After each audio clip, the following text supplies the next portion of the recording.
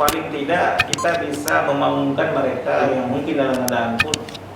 Syederalun, buruh di Aceh akan memperingati Hari Buruh Sedunia atau May Day pada Sabtu 1 Mei di Bundaran Simpang 5, Banda Aceh. Berbeda dengan tahun sebelumnya, tahun ini Hari Buruh di Aceh diperingati secara terbatas karena masih pandemi COVID-19.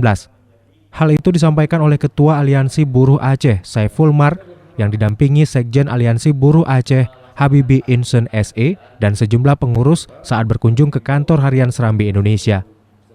Para kunjungan ini disambut oleh News Manager Serambi Indonesia, Bukhari M. Ali. Ia menyampaikan peringatan Hari Buruh kali ini meniadakan Long March.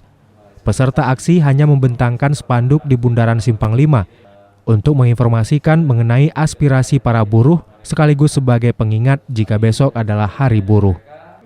Aliansi Buruh Aceh akan lebih banyak melakukan advokasi melalui media seperti talkshow radio. Hal itu karena ada keterbatasan kegiatan di tengah meningkatnya kasus positif COVID-19. H-7 itu segera dibayarkan, yaitu menyangkut dengan THR.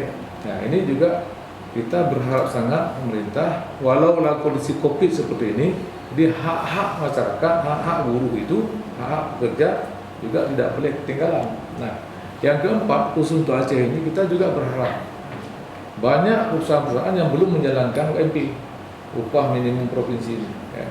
Jadi kalau kita lihat mungkin baru 30% sekian.